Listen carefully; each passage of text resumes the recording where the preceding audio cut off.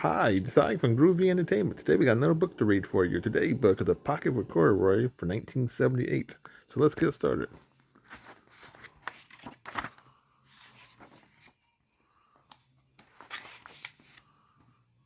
Late one summer afternoon, Lisa and her mother took their laundry to the laundromat.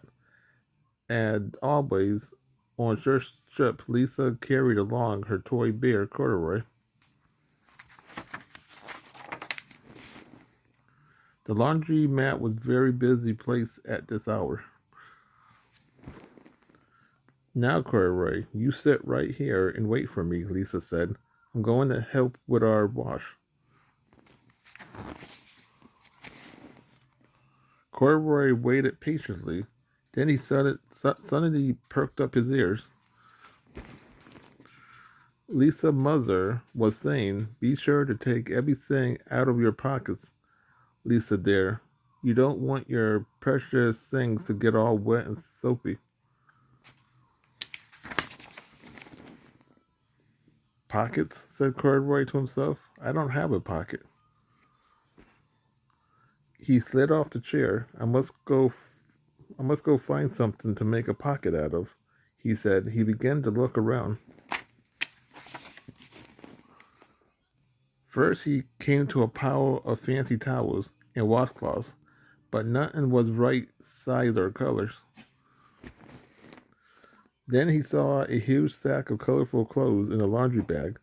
There enough to be something in there to make a pocket out of, he said.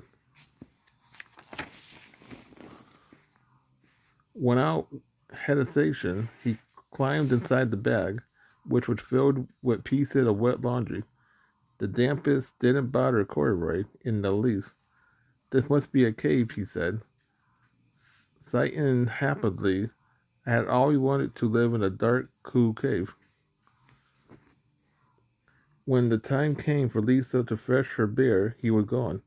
"Oh, Mommy," she exclaimed, "Corduroy isn't here, where I left him." "I'm sorry, honey," said her mother, "but the laundromat will be closing soon, and we must be getting home." Lisa was reluctant to leave without Corduroy, but her mother insisted. You can come back tomorrow," she said. "I'm sure he will be still here." As they left, a young man washing an artist's Burnett was taking his wet laundry out of a bag, the very bag Corduroy had discovered. Before he knew it, Corduroy was being tossed together with all the sheets, shirts, shorts, and sack.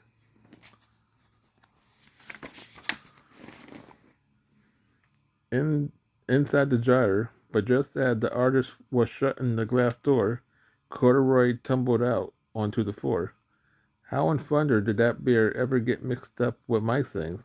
the artist wondered. Poor Corduroy was damp all over.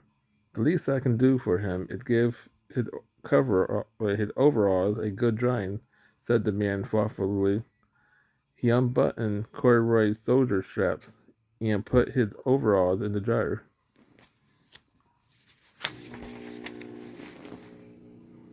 Corduroy grew dizzy as he watched the clothes spin around, but the artist became inspired. "They would make a wonderful painting," he said as he took a sketch pad out of his pocket and began drawing the showy colors. "I could hardly wait to get back to my studio." Finally, the dryer stopped whirling, and the man gathered up the clothes. Then he helped Corduroy put on his warm, dry overalls. All at, all at once, the manager of the laundromat called closing time. "Everyone out." Corduroy was gently placed on top of a washing machine. "I wonder who that bear belonged to," said the artist as he was leaving. "Seemed to me he should have his name somewhere.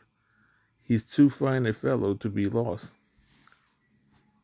As soon as the light was turned off, Corduroy began his search again. He was surprised to see something white glowing in the dark. "Maybe it's snow," he said excitedly. "I had always wanted to play in the snow." He accidentally tipped over the open lid box, and suddenly he was covered with soft, slippery soap flakes. Gradually, corduroy began to slip inside. "Oh, what's fun," he said with a smile. "I had always wanted to ski down a steep mountainside." He landed paw first in an empty laundry basket. "This must be a cage," he said, perking through the bars. "I have never wanted to live inside a cage like a bear in the zoo." But by now, Corduroy felt drowsy, and soon he nodded off to sleep.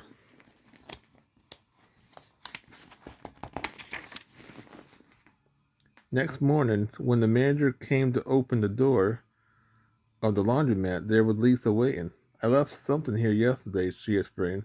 "May I look around?" "Certainly," said the manager. "My customers are always leaving things." Lisa was searching under the chairs and back of the washing machine when she heard the manager call. "Is this what you're looking for, Senorita?" "Yes, yes, he's my best friend," shouted Lisa. As she came running, she reached in and picked a corduroy out of the basket. "So this is where you have been, you little rascal," she said. "It's time I took you home." Lisa thanked the manager and ran out of the door down the street, holding corduroy tightly in her arms. "I thought I told you to wait for me," she said. "Why did you wander away?" "I went looking for a pocket," Corduroy said. "Oh, Corduroy, why didn't you tell me you wanted a pocket?" asked Lisa, giving him an affectionate squeeze.